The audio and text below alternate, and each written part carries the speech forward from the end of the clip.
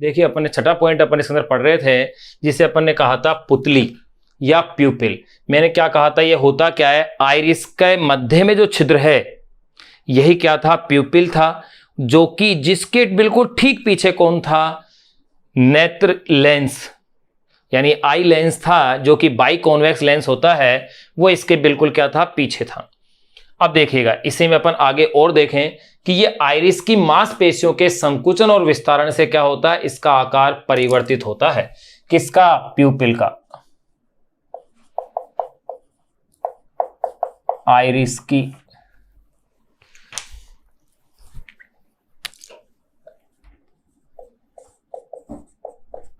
की मांसपेशियों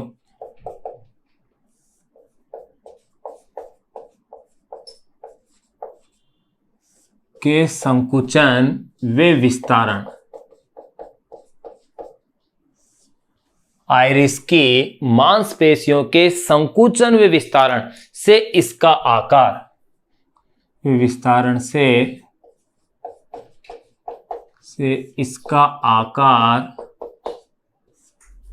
परिवर्तित होता है।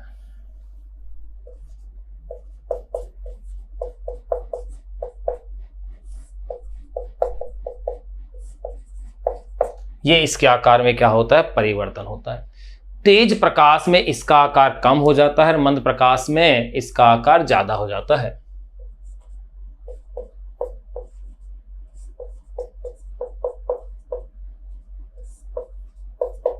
तेज प्रकाश में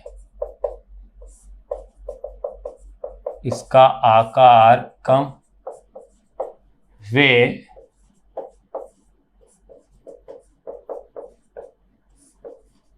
मंद प्रकाश में ज्यादा हो जाता है।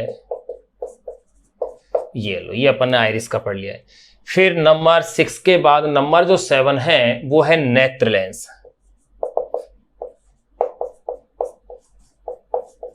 नेत्र लेंस, आई लेंस। ये देखो पारदर्शी पदार्थ का बना होता है। इसकी विशेषता क्या है कि इसके जो किनारे वाला भाग है ये तो सॉफ्ट होता है, नरम होता है, और बीच का भाग है कठोर होता है। सीलियरी मसल से लगा हुआ होता है। सीलियरी मसल्स के दबाव से इसकी वक्रता में परिवर्तन आता है, वक्रता चेंज होती है, जिसकी वजह से ये अपने आप नेत्र जो क्या करता है, वस्तु के लिए अपनी स्थिति को क्या करता है, फोकस कर लेता है, वस्तु को स्पष्ट अपन देख सके इस तरह से। इसे अपन कहते हैं नेत्र की समंजन क्षमता, जो अपन नेक्स्ट पॉइंट में पढ़ेंगे कि नेत्र की समंजन क्षमता है क्या, उसके रूप में इसे क्या करता है, फोकस करता है।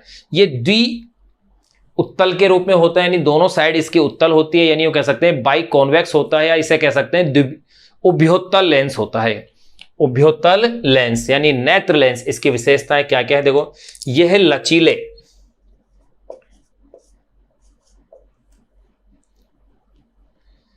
यह लचीले पारदर्शक पदार्थ का, यह लचीले पारदर्शक पदार्थ का, लचीले पारदर्शक पदार्थ का उभयोत्तल लेंस होता है। उभयोत्तल या यो कह सकते हैं बाई कॉन्वेक्स लेंस होता है। यानी कि इस तरह से है। देखो अगर मैं इसे वापस से बनाऊं,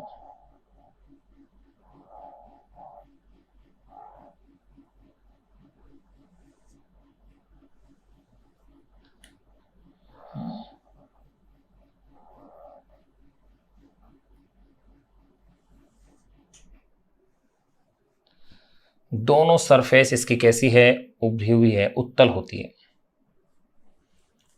इस तरह का होता है। यह लचीले पारदर्शक पदार्थ का उभयोत्तल लेंस होता है, जिसका बीच का भाग कठोर, जिसका बीच का भाग कठोर, जिसका बीच का भाग कैसा होता है, कठोर, वे बाहरी किनारे नरम होते हैं। जिसका बीच का भाग कठोर, वे बाहरी किनारे नरम होते हैं। इसका बीच का भाग तो कठोर होता है और बाहरी किनारे क्या होते हैं, नरम होते हैं। ये सीलियरी मसल्स की सहायता से अपने स्थान पर क्या है, निलंबित रहता है, लटका रहता है। यह है सीलियरी मसल्स, या इन्हें हिंदी में कहते हैं पक्षमाभी पेशियां। पक्षमाभी पेशियां, ये सीलियरी मसल्स की सहायता से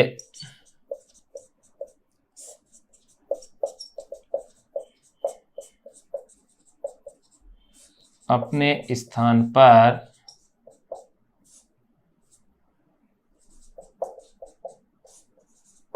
लटका होता है। सीलियरी मसल की सहायता अपने स्थान पर क्या होता है, लटका होता है। इसकी वक्रता त्रिज्याओं को चेंज कर सकते हैं अपने सीलियर मसल से।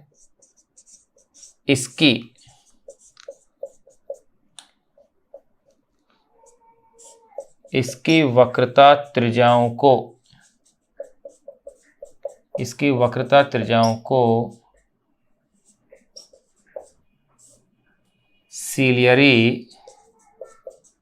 सीलियरी मसल्स की सहायता से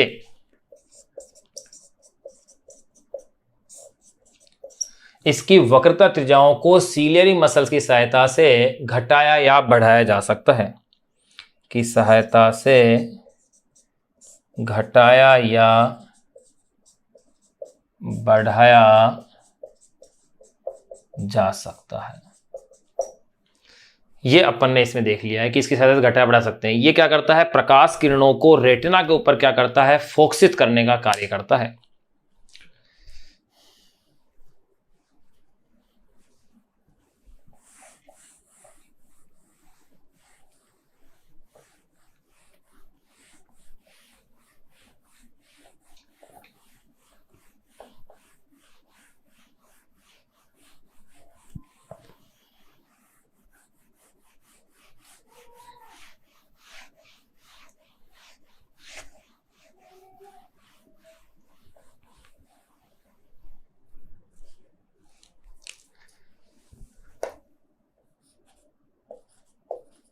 यह है प्रकाश किरणों को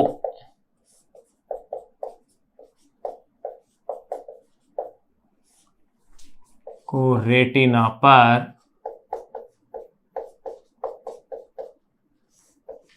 फोकसित करता है। प्रकाश किरणों को रेटिना पर फोकसित करने का क्या करता है, ये कार्य करता है। इससे बनने वाला प्रतिबिंब कैसा होता है, वास्तविक, उल्टा और छोटा होता है।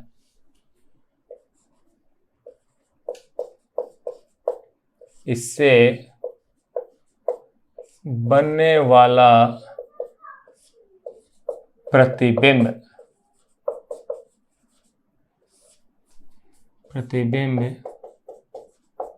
वास्तविक, उल्टा वे छोटा होता है। ये इस लेंस के गुणधर्म थे जो अपन ने जान लिए। नंबर 8, अब अपन बात करेंगे एक्वस ह्यूमर यानी जलीय द्रव की, जो किस किस के बीच में है, कॉर्निया और नेत्र लेंस के बीच में होता है। जलीय द्रव,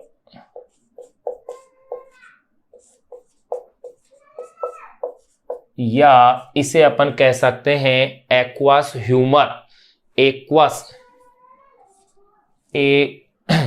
देखो एक्वस ह्यूमर क्यों, इस ये वाला जो है इसको कहा जाता है विट्रस ह्यूमर और इसे कहते हैं अपन एक्वस ह्यूमर। तो ध्यान रखना, इसको हिंदी शब्द के बजाय अपनी जो बुक है बोर्ड वाली उसमें उसको जलीय द्रव ना लिख करके केवल लिखा हुआ है एक्वस ह्यूमस ही लिख रखा है, यानी इंग्लिश वाले शब्द को हिंदी में लिखा हुआ है एक्वस ह्यूमर। जलीय द्रव को केवल क्या कह रहे हैं, ये एक्वस ह्यूमर ही कहते हैं। अब देखिएगा इसके अंदर है क्या, ये कहां कहां पाया जाता है, कॉर्निया और नेत्र लेंस के बीच में पाया जाता है। तो एक लाइन लिख देंगे, ये है नेत्र लेंस वे कॉर्निया के मध्य, यह नेत्र लेंस वे कॉर्निया के मध्य पाए जाने वाला पतला पारदर्शी द्रव है। यह नेत्र लेंस वे कॉर्निया के मध्य पाया जाने वाला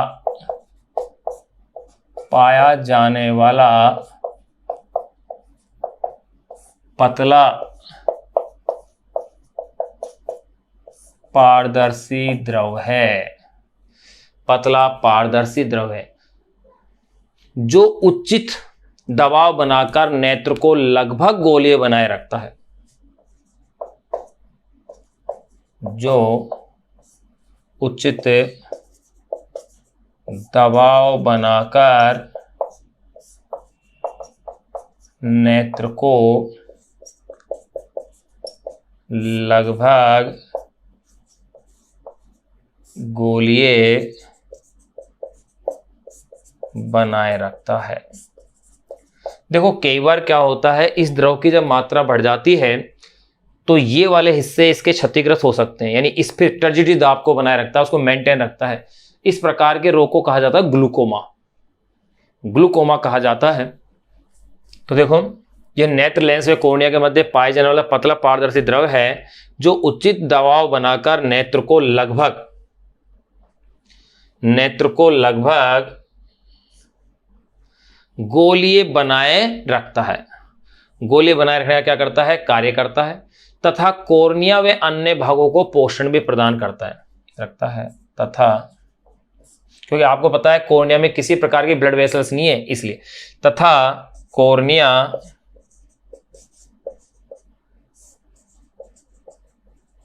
वे अन्य भागों को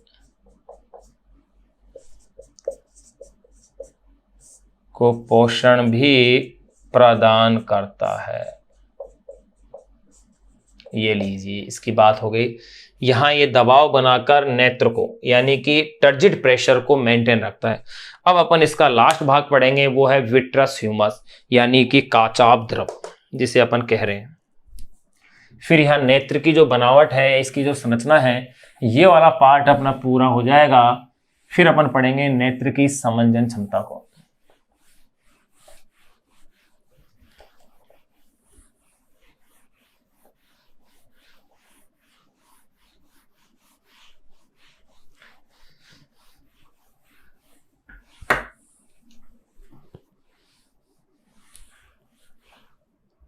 अब अपन जान रहे हैं इसका लास्ट पार्ट नंबर 9,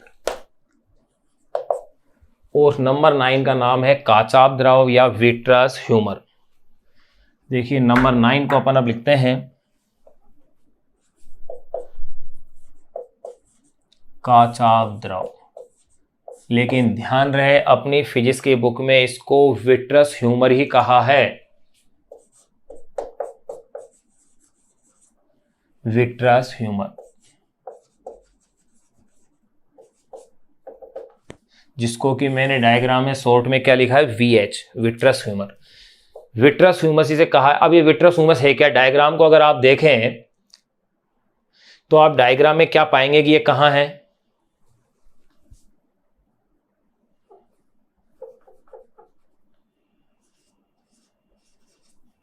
तो आप डायग्राम में एक पाएंगे कि ये कहां है, नेत्र लेंस के पीछे वाले भाग के अंदर है। तो अपन यही लाइन इसमें लिख देंगे कि नेत्र लेंस की ये नेत्र लेंस और रेटिना के बीच में, नेत्र लेंस तो ये हो गया, ये क्या पीछे का भाग इसका क्या है, ये रेटिना, इसके बीच में पाए जाने वाला क्या है, द्रव है, विट्रस ह्यूमस कहलाता है। अब विट्रस ह्यूमस जो अपन है, तो इसमें एक लाइन ये तो अपन लिख दें, यह नेत्र लेंस वे रेटिना के मध्य पाए जाने वाला पारदर्शक द्रव है। यह नेत्र लेंस वे रेटिना के मध्य पाए जाने वाला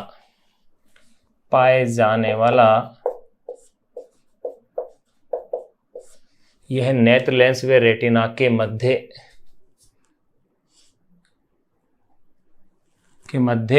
पाए जाने वाला पारदर्शक द्रव है। अब एक चीज ध्यान रखने की है, ये जो एक्वस ह्यूमर है और ये जो विट्रस ह्यूमर है, इन दोनों का जो अपवर्तनांक है वो होता है लगभग 1.336, जो अपनी बुक में दिया हुआ है। देखो इन दोनों द्रवों, कौन कौन सा, aqueous humour and vitreous humour, इन दोनों द्रवों का अपवर्तनांक लगभग 1.336, यानी कि जल के अपवर्तनांक अप्रोक्स हो गया, का अपवर्तनांक लगभग 1.336 होता है।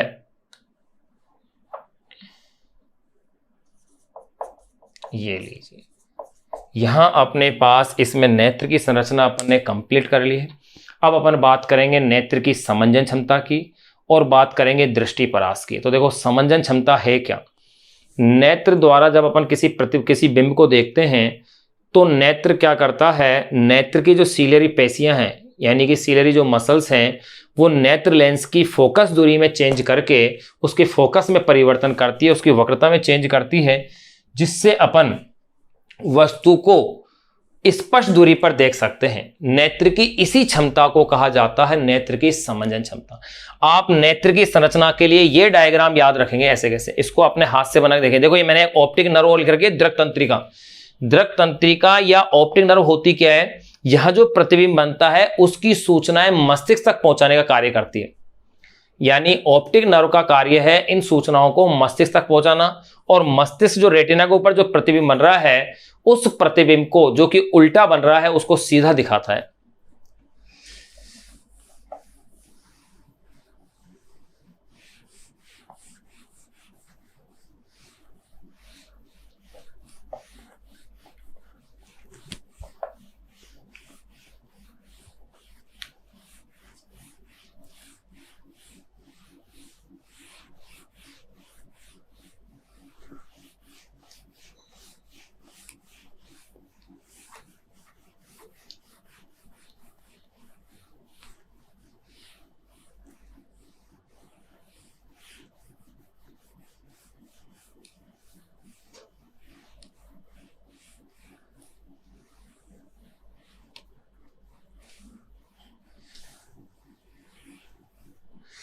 अब अपन लिखते हैं छोटे छोटे से 2-3 पॉइंट है। एक तो है नेत्र की समंजन क्षमता।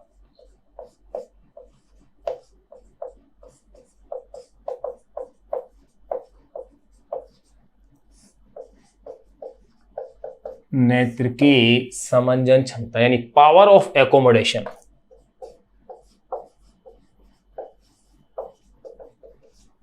पावर ऑफ एकोमोडेशन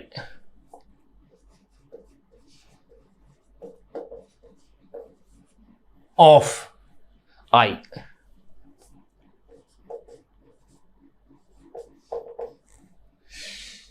तो देखो मैंने अभी भी बताया था कि नेत्र की समझ क्षमता है क्या, नेत्र की वह क्षमता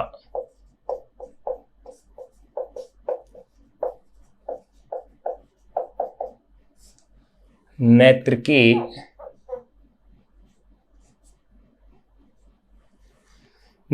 की वह क्षमता जिसके कारण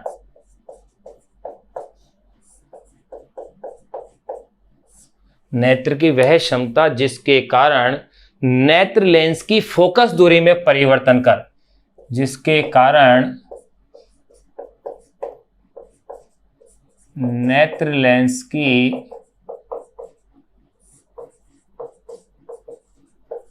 फोकस दूरी में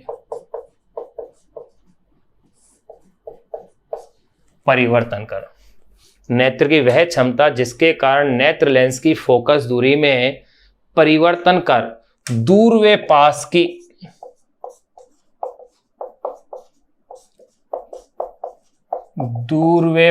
की वस्तुओं को स्पष्ट रूप से देखा जा सके। दूर व पास की वस्तुओं को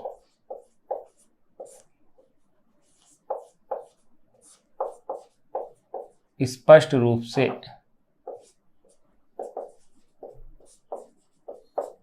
देखा जा सके। नेत्र की वह क्षमता जिसके कारण नेत्र लेंस की फोकस दूरी में परिवर्तन कर दूर व पास की वस्तुओं को स्पष्ट रूप से देखा जा सके, नेत्र की समंजन क्षमता कहलाती है। नेत्र की समंजन क्षमता कहलाती है।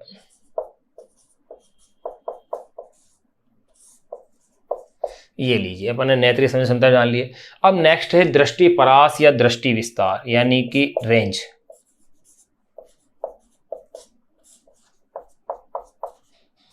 दृष्टि परास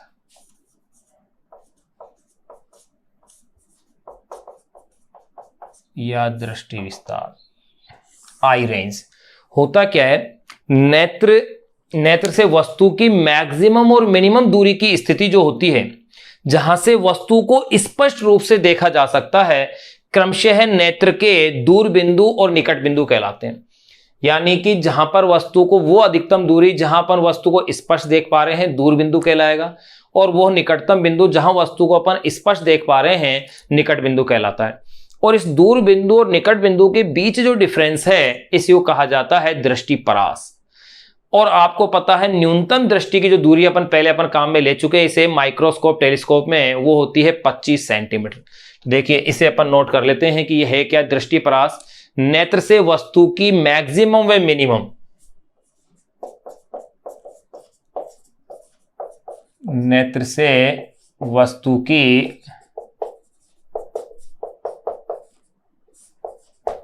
अधिकतम व न्यूनतम, नेत्र से वस्तु की अधिकतम व न्यूनतम दूरी की स्थिति को, अधिकतम व न्यूनतम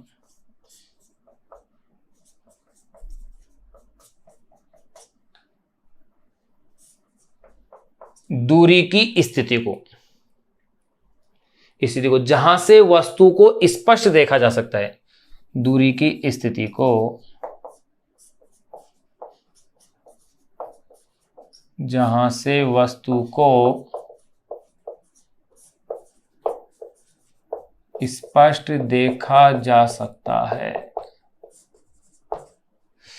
नेत्र से वस्तु की अधिकतम व न्यूनतम दूरी की स्थिति को जहां से वस्तु को स्पष्ट देखा जा सकता है,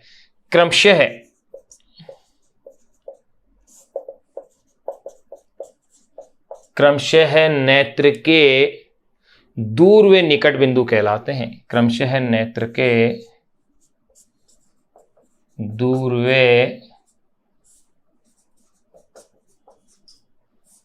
निकट बिंदु, क्रमशः नेत्र के दूर व निकट बिंदु कहलाते हैं। और ये जो दूर और निकट बिंदु है, इनके बीच की जो दूरी है वो कहलाती है दृष्टि परास। यानी यूं कह सकते हैं, दूर व निकट बिंदु, दूर व निकट बिंदु या बिंदुओं कह दो, दूर व निकट बिंदुओं के बीच की दूरी को, दूर व निकट बिंदुओं के बीच की दूरी को दृष्टि परास कहते हैं।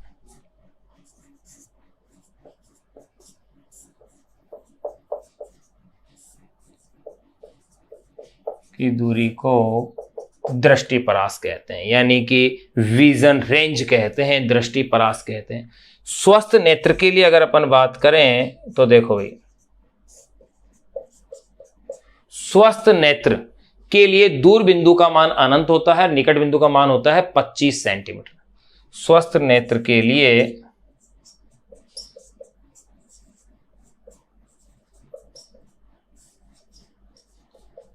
दूर बिंदु का मान अनंत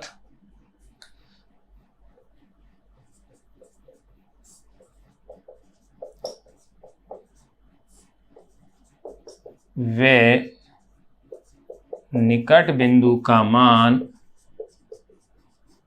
25 सेंटीमीटर होता है।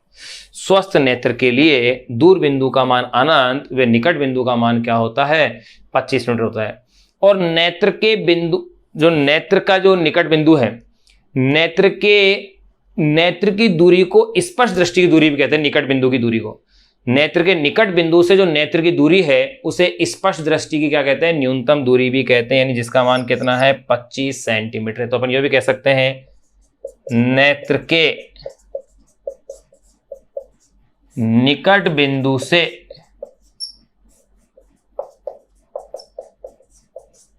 नेत्र की दूरी को, नेत्र के निकट बिंदु से नेत्र की दूरी को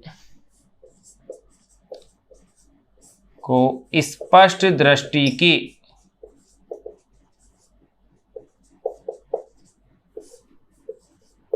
न्यूनतम दूरी, और इसे किससे रिप्रेजेंट करते हैं भैया अपन? Capital D. स्पष्ट दृष्टि की न्यूनतम दूरी कैपिटल डी कहते हैं। यहां अपन इसका उपयोग माइक्रोस्कोप, टेलीस्कोप में अपन कर चुके हैं। यहां देखिए अपन ने क्या क्या जान लिया। नेत्र की संरचना जान ली, नेत्र के अलग अलग भाग अपन ने जान ली है कौन कौन से नेत्र के डायग्राम से उनको जाना। फिर अपन ने जान ली नेत्र की समंजन क्षमता। फिर उसके बाद अपन ने जान लिया है दृष्टि परास या दृष्टि विस्तार को जान लिया। अब अपन चर्चाएं करेंगे, लास्ट टॉपिक है इस चैप्टर का, वो है नेत्र दोष यानी आई डिफेक्ट्स, उनकी बातें और अपन करेंगे। आई डिफेक्ट्स,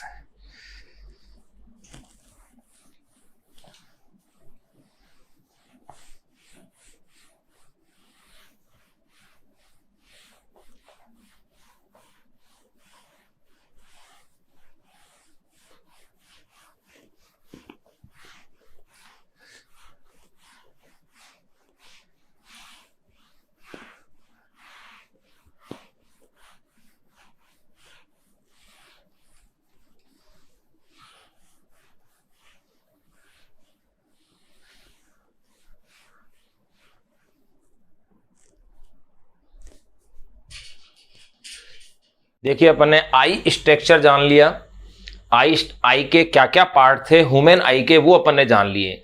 इसके बाद फिर अपन ने नेत्र की समंजन क्षमता भी जान ली और दृष्टि परास जान लिया, यानी कि 25 सेंटीमीटर की दूरी पर वस्तु अपन को स्पष्ट दिखाई दे रही है। स्पष्ट दृष्टि की न्यूनतम दूरी थी और दूर दृष्टि जो बिंदु था वो था अनंत, और निकटतम बिंदु वाला क्या था? 25 सेंटीमीटर था, जहां की अपन को स्पष्ट दिखाई दे रहा है। अब अपन जानेंगे दृष्टि दोष यानी कि विजन डिफेक्ट, या इनको आई डिफेक्ट भी अपन कहते हैं, नेत्र दोष भी कह सकते हैं। अब नेत्र दोष या आई डिफेक्ट एक्चुअल में है क्या? ये कोई बीमारी नहीं है या कोई रोग नहीं है। ये जो दृष्टि परास अपनी जो रेंज है, विजन जो रेंज है, उससे डिफरेंस जो वैल्यूज आ जाती हैं, या यूं कह सकते हैं नेत्र की समंजन जो सीमाएं हैं, कौन कौन सी थी? 25 सेंटीमीटर से अनंत तक।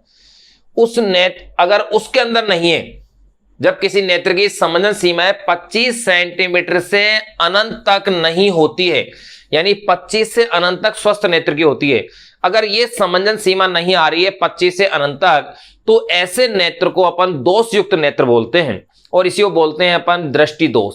अब दृष्टि दोष तो ये है, लेकिन नेत्र रोग अलग होते हैं, जैसे कंजक्टाइविस है, ग्लूकोमा है, कैटरेक्ट है ये। और अपने जो नेत्र दोष के अंदर आते हैं उसमें है निकट दृष्टि दोष, दूर दृष्टि दोष, निकट दृष्टि दोष, दूर दृष्टि दोष, इसके अलावा जरा दृष्टि दोष और एस्टिग्मेटिज्म। ये चार अपन जो है दृष्टि दोष, इनकी अपन चर्चाएं करेंगे। इनमें से क्वेश्चन बोर्ड के एग्जाम में कभी कभी आ जाता है। एक बार पूछा गया था कि एस्टिग्मेटिज्म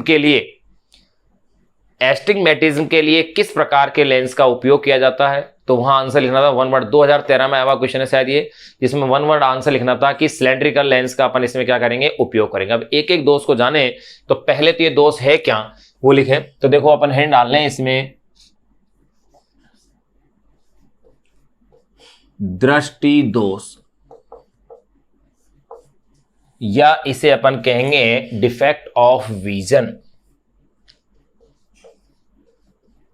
डिफेक्ट ऑफ विजन कि दृष्टि दोष होते हैं क्या है। ध्यान रखना, नेत्र रोग नहीं है ये क्या है? दृष्टि दोष है। तो दृष्टि दोष या डिफेक्ट ऑफ विजन है क्या? अभी मैंने बताया था कि जब किसी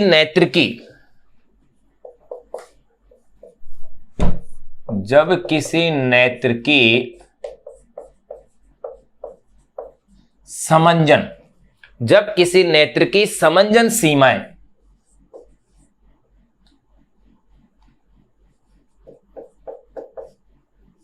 जब किसी नेत्र की समंजन सीमाएं 25 सेंटीमीटर से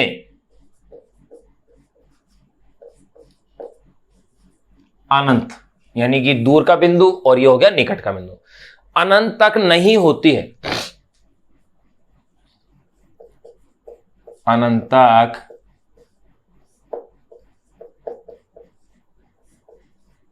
नहीं होती है, तो उस नेत्र को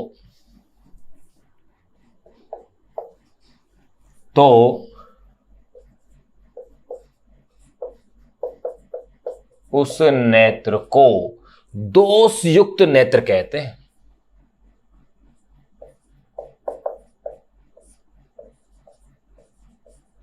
दोष युक्त नेत्र कहते हैं, उस दोष को, उस नेत्र को कहते हैं दोष युक्त नेत्र। अब देखिए अपने कोर्स में कौन कौन से नेत्र दोष हैं। नंबर 1 सबसे पहले दिया हुआ है निकट दृष्टि दोष, या इसकी मेडिकल जो टर्म है इसी को कहा जाता है मायोपिया। निकट दृष्टि दोष या मायोपिया। देखो इसमें नाम के उल्टे हैं। निकट दृष्टि दोष का मतलब है जिसमें निकट की वस्तु तो स्पष्ट दिखाई दे रही है लेकिन दूर की वस्तु स्पष्ट दिखाई नहीं दे, तो इसे कहा जाता है निकट दृष्टि दोष। इसी तरह से दूर दृष्टि दोष, जिसमें दूर की वस्तु तो स्पष्ट दिखाई दे लेकिन निकट की वस्तु स्पष्ट दिखाई ना दे। फिर देखो निकट दृष्टि दोष में जो निकट की वस्तु है वो तो स्पष्ट दिखाई दे रही है, दूर की वस्तु स्पष्ट दिखाई नहीं दे रही है, तो इसका कारण क्या है? इसका कारण क्या होता है कि इसमें होता क्या एक्चुअली, इसमें प्रतिबिंब रेटिना से पहले बन जाता है। आप गौर करना, अगर प्रतिबिंब रेटिना से पहले बन गया है तो इस कारण से निकट की वस्तु दिखाई दे रही है, दूर की वस्तु दिखाई नहीं दे रही है। अब प्रतिबिंब रेटिना से पहले बन गया है तो इस दोष को कैसे दूर किया जाए? भाई प्रतिबिंब पहले बन गया, अब अपन को क्या करना है? उस किरण को फैलाना है, उस किरण को फैलाना है। तो फैलाने का काम कौन सा लेंस करता है? अवतल लेंस। ताकि फैलाने से ऐसी फोकस दूरी का लेंस अपन प्रयुक्त करें कि वो प्रतिबिंब कहां बने? फाइनली रेटिना पर बन जाए। अगर ऐसा हो जाता है तो अपन यूं कह सकते हैं इस दोष के निराकरण के लिए अपन अवतल लेंस का उपयोग करते हैं। फिर अपन दूसरे दोष की बात करें, दूर दृष्टि दोष। इसमें दूर की वस्तु साफ दिखाई देती है लेकिन पास की वस्तु स्पष्ट दिखाई नहीं देती है। इसमें प्रतिबिंब क्या होता है? रेटिना के पीछे बन जाता है। अगर प्रतिबिंब रेटिना के पीछे बन गया है तो अपन क्या चाहते हैं कि प्रतिबिंब रेटिना पर बने, यानी प्रकाश की किरण रेटिना के पीछे वाली स्थिति से उससे पहले केंद्रित हो। तो इसके लिए क्या करेंगे? ऐसा लेंस जो प्रकाश की किरण को केंद्रित करता हो, यानी कि उत्तल लेंस का उपयोग करेंगे। अर्थात निकट दृष्टि दोष के लिए तो उचित फोकस दूरी का अवतल लेंस प्रयोग करेंगे और दूर दृष्टि दोष के लिए उचित फोकस दूरी का उत्तल लेंस प्रयोग करेंगे। पहले अपन इन दो को जान लें। तो देखो पहला मैंने लिखा है निकट दृष्टि दोष। तो इसमें होता क्या है? निकट की वस्तु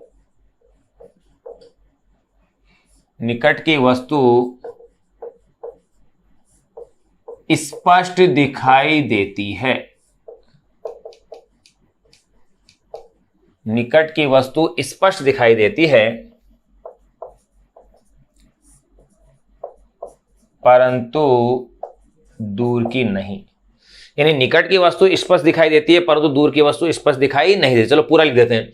निकट की वस्तु स्पष्ट दिखाई देती है परंतु दूर की वस्तु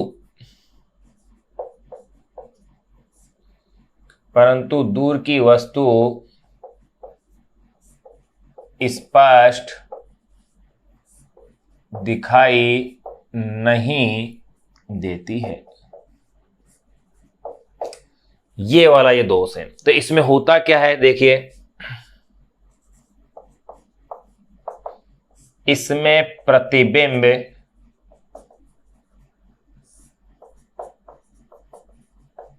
रेटिना से पूर्व बन जाता है। अगर इसमें प्रतिबिंब रेटिना से पूर्व बन रहा है इसीलिए इसमें पास की वस्तु दिखाई दे रही है लेकिन दूर की वस्तु स्पष्ट दिखाई नहीं दे रही है। देखो दिखाई तो भाई दोनों ही दे रही है, लेकिन दूर की वस्तु स्पष्ट दिखाई नहीं दे रही है। दिखाई तो देती है, अंदर थोड़ी व्यक्ति जो दिखाई नहीं देगा, तो इसमें स्पष्ट दिखाई नहीं देती है। पास की वस्तु तो स्पष्ट दिखाई दे रही है। अब देखो इसके इन दोषों के लिए अपन जो चित्र बनाते हैं, मैं दूसरे टाइप से चित्र बनाता हूं, लेकिन मैं वही चित्र बना रहा हूं जो अपनी बोर्ड वाली बुक में दिया हुआ है। जो राजस्थान बोर्ड की अपनी बुक के अंदर जो डायग्राम दिया हुआ है मैं उसी को फॉलो कर रहा हूं, क्योंकि बोर्ड के पेपर में वही वैलिड है आपके लिए। तो देखिए किस तरह से दिया हुआ है।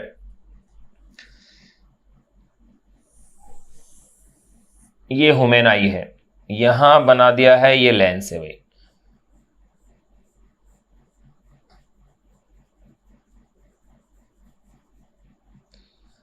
ये उस आई का क्या है, लेंस है।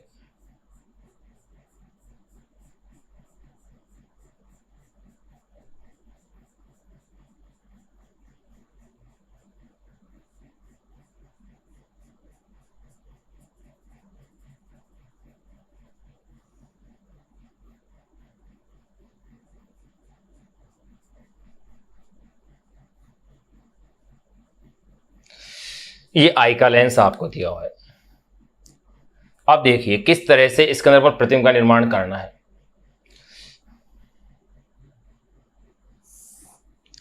यहां पर बिंदु P पर कोई बिंब है, कोई वस्तु रखी हुई है। इससे एक प्रकाश की किरण तो अपन ने ये भेज दी है, चलो ये लो, एक प्रकाश की किरण तो आपने ये भेज दी है इसके पास।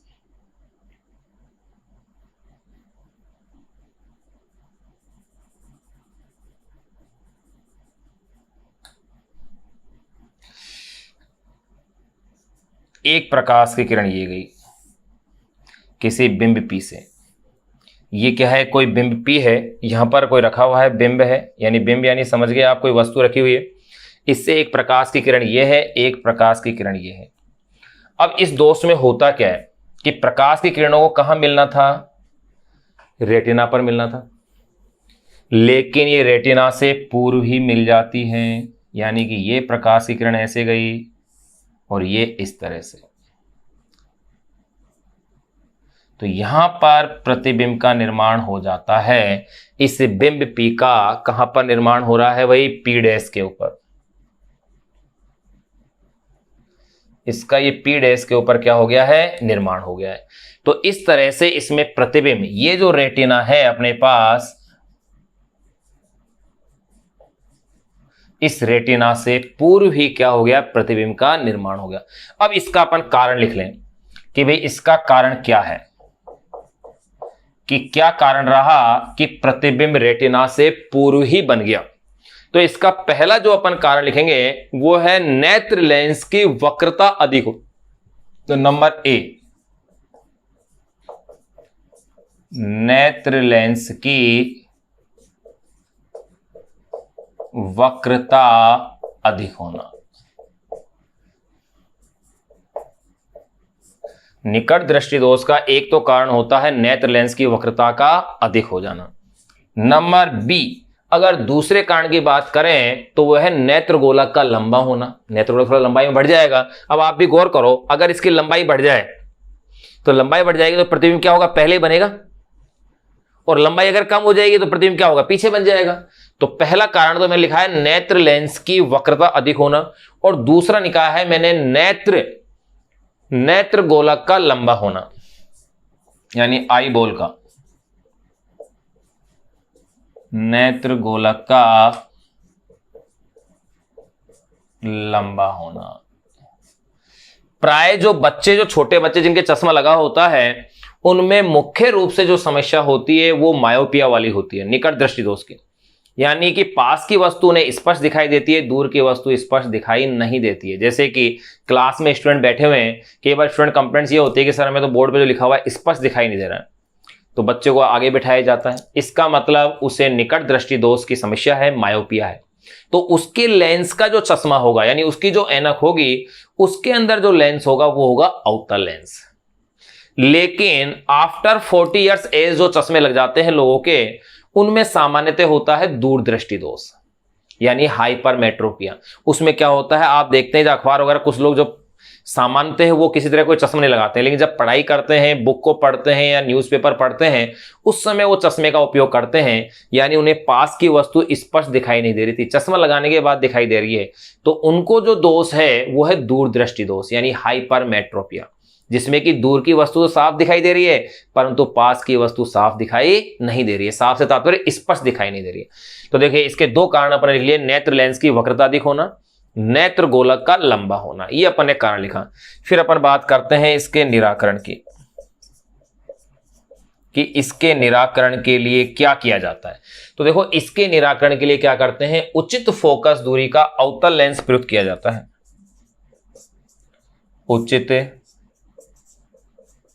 फोकस दूरी का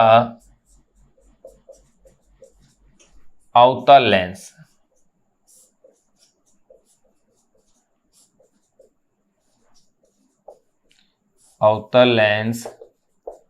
प्रयुक्त किया जाता है।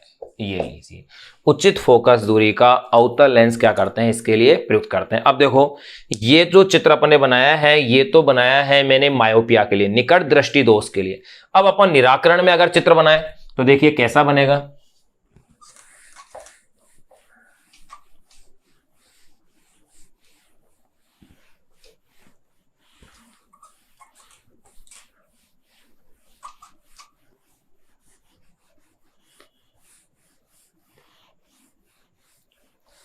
तो देखिए भाई, निराकरण के लिए चित्र में क्या करेंगे, ये प्रतिबिंब कहां बन रहा है, रेटिना से पहले बन रहा है, तो अब कहां बनेगा, लेंस को लगाने के बाद रेटिना पर ही बनेगा। ध्यान रहे मैं तो इसी डायग्राम के अंदर बना रहा हूं, लेकिन आपको ये चित्र दोबारा से बनाना है। किसमें बनाना है, निराकरण वाले टॉपिक के अंदर। देखो अब जैसे ही मैं यहां इसके मार्ग में ये अवतल लेंस को रख रहा हूं, मैं चित्र का वही यूज कर रहा हूं, वही चित्र बना रहा हूं जो अपनी बुक में दिया हुआ है डायग्राम। अपनी तरफ से डायग्राम नहीं बना रहा हूं, नहीं तो मैं तो निकट बिंदु और दूर बिंदु दोनों की स्थितियों के लिए और बनाता चित्र को। देखिए जैसे ही अपन ने यहां एक अवतल लेंस रखा,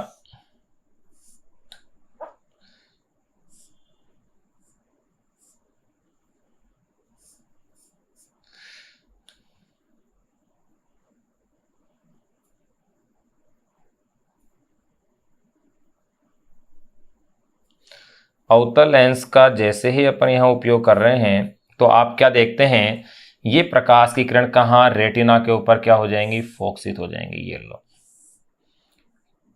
ये इस तरह से, ये बिंदु यहां पर क्या बन गया अपने पास, पी डैश के ऊपर। ये लो, तो उचित फोकस दूरी का अवतल लेंस प्रयुक्त किया जाता है। तो आप उसके अंदर ये वाला चित्र आप बनाएंगे, यानी कि ये डायग्राम, ये लिखने के बाद ये डायग्राम बनना है, यानी उसका अपन ने यहाँ क्या कर लिया है, निराकरण कर लिया है। और कहाँ बन गया है भैया, पी डैश, पी का प्रतिबिंब पी डैश कहाँ बना है, अब रेटिना के ऊपर बन गया है। ठीक है, तो यहाँ अपने पास एक नेत्र दोष अपन ने कंप्लीट कर लिया।